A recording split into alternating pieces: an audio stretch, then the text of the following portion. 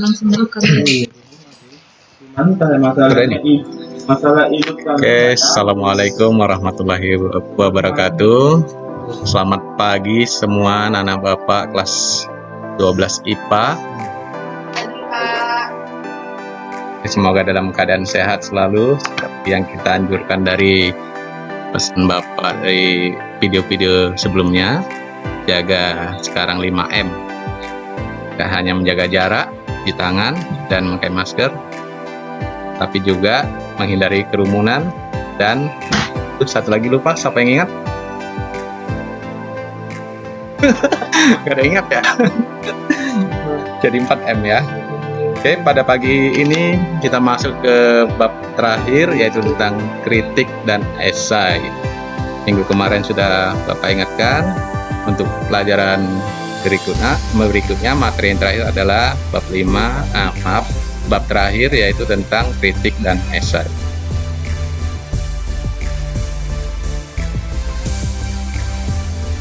Mungkin sudah dibaca ya tentang kritik dan esai, tapi untuk pagi ini pembelajaran Bapak kali ini agak berbeda sedikit, yaitu tentang media yang Bapak gunakan adalah media komik untuk pembelajaran kritik dan esai kali ini.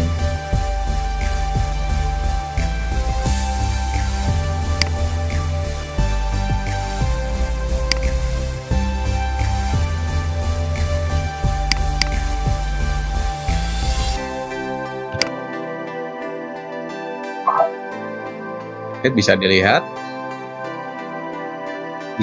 anak-anak komiknya. Tapi sebelumnya Bapak ingin mengabsen dulu kehadiran kalian. Bisa disebutkan namanya dan sebutkan hadir, silakan.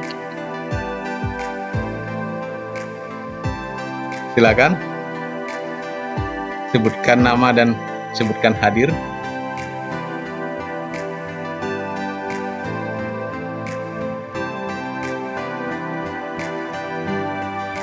Oke, terima kasih. Baik, pembelajaran kali ini tentang kritik dan esai. Di situ kita lihat gambar komik yang pertama, ada 3 siswa yang sedang membicarakan tentang suatu hal. Kita dibaca yang pertama, yaitu tentang seseorang menyatakan bahwa kritik dan esai itu sama. Lantas seorang yang lain mengatakan sama. Itu ada jawabannya, bisa dibaca. Ya, silakan. Solihin, silakan dibaca. Apa yang dikatakan? Kenapa sama? Apa yang persamanya itu? Kenapa Pak sekali? Kecil ya. Ya, katanya keduanya mengungkapkan pendapat atau argumen. Sama-sama mengungkapkan sebuah pendapat atau argumen. Jadi maksudnya kritik dan esai karena mengungkapkan pendapat dan atau argumen itu dapat menambah wawasan, sekaligus dapat melatih berpikir kritis kita kalau kita mau membuat sebuah kritik atau esai. Jadi kritik dan esai itu dapat melatih berpikir kritis dalam menilai karya orang lain. Selanjutnya, apa yang terlintas di benakmu tentang kritik? Nah, semua orang pasti pernah mengkritik sesuatu secara tidak sengaja. Kadang kita melihat suatu barang baru saja di toko, kadang kita sudah mengungkapkan suatu pendapat. Kadang mengkritiknya bahkan kita tentang model yang ada pada barang tersebut. Jadi, menurut pembicaraan dalam komik itu, kritik adalah itu celaan atau ungkapan kekurangan atau kelemahan suatu karya. Jadi ada yang bertanya lagi, apa dasar seseorang itu bisa mengkritik? Jadi dasarnya berdasarkan analisis yang mendalam. Jadi seorang itu harus mendalami dulu tentang sesuatu yang akan dikritik. Nah, kita masuk ke panel yang kedua.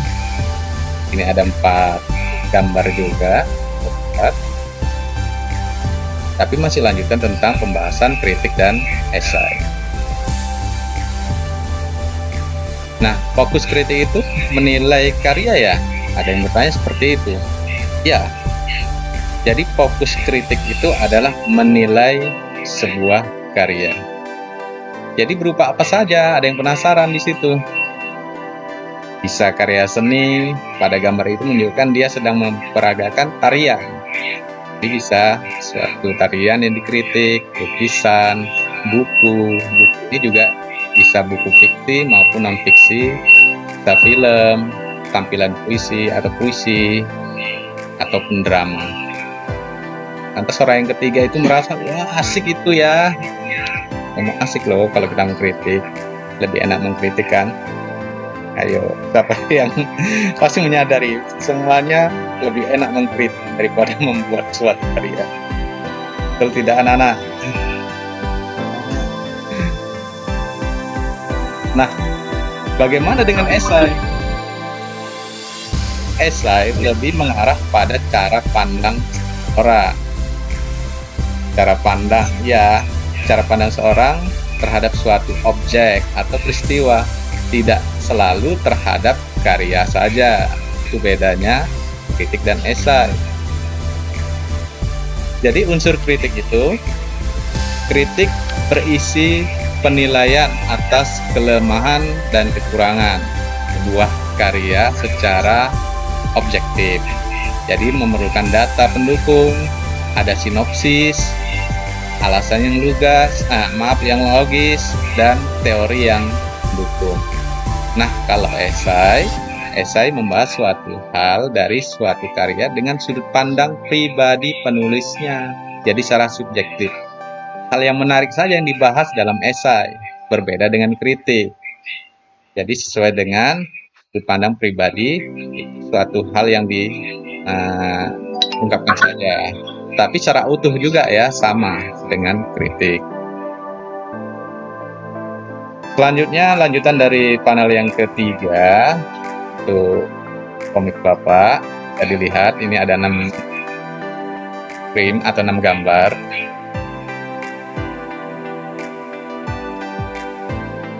Maaf ya, gambarnya nggak muncul ya.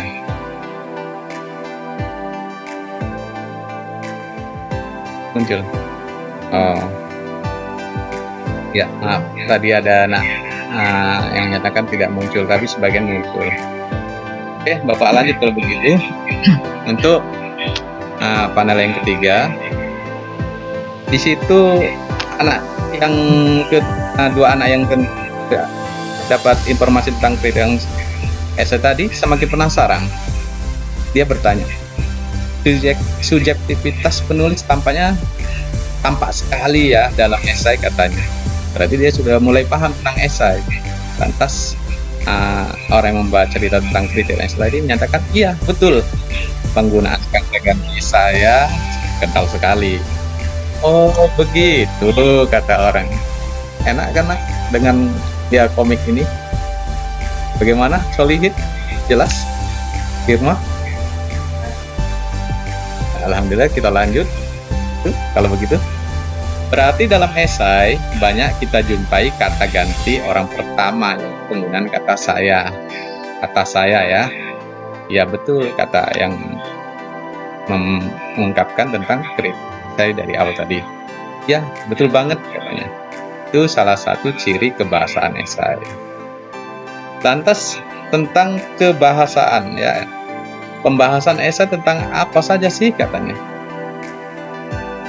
Pembahasan esai tidak hanya terkait karya sastra atau karya saja, bisa peristiwa, imajinasi, dan impian tentang suatu hal atau keadaan. Dalam gambar sangat menarik ya, yang menjelaskan tentang pembahasan tentang imajinasi, impian. Lantas yang kedua, ikut menghayal, ikut ada di situ kata-kata hayalan dan impian, katanya. Sangat lucu dalam komik tersebut. Yang satu juga menghayal, nengok ke atas. Jadi apa perbedaan kritik dan esai? Kata salah seorang dalam komik tersebut. Ingin tahu lebih jauh. Ya apa perbedaannya ya? Lantas yang satu juga penasaran. Jadi perbedaannya ada dua. dijelaskan dulu tentang perbedaan pengetahuan yang disajikan. Kalau kritik, objeknya itu berupa karya. Kalau esai, objeknya berupa karya atau fenomena. Jadi esai lebih luas ya, tidak hanya karya saja yang ungkapkan di situ ya. Kemudian kedua, perbedaan dari segi pengetahuan, kritik ada deskripsinya berupa sinopsis atau ringkasan ceritanya yang mau dikritik. Sementara esai tidak ada. Untuk kritik yang ketiga, menyajikan data yang objektif. Sementara esai tidak selalu membutuhkan data karena menurut pandangannya secara pribadi ya. Kemudian perbedaan selanjutnya adalah perbedaan yang kedua berdasarkan pandangan penulisnya. Kalau kritik secara objektif disertai kalau kritik secara objektif disertai data dan alasan yang logis, sedangkan esai secara subjektif. Kemudian yang kedua, kritik menggunakan teori. Kalau esai tidak mencantumkan kajian teori. Sementara yang ketiga, perbedaannya, kritik pembahasannya secara utuh dan menyeluruh tentang kelemahan dan kekurangan tentang karya yang dikritik. Sementara esai hanya pada hal yang menarik menurut pandangan penulisnya dan secara utuh juga ya yang dibahas tadi. Oke, baik, sudah jelas? Ya, kalau jelas kita buka buku pelajaran kita, di situ ada tugas menyusun kritik dan esai berdasarkan fakta. Bebas ya, temanya bebas, boleh membuat kritik kalian pilih, boleh menyusun kritik ataupun esai, terserah kalian. Baik, mari berlatih menyusun kritik dan esai. Silahkan dicoba ya, insya Allah bisa. Mengerjakan iya di buku latihan. Kita kumpul, Bapak kasih beri waktu selama 1 minggu. Oke, terima kasih. Semoga tetap menjaga kesehatan ya nak. Selamat dan semangat mengerjakan. Assalamualaikum warahmatullahi wabarakatuh.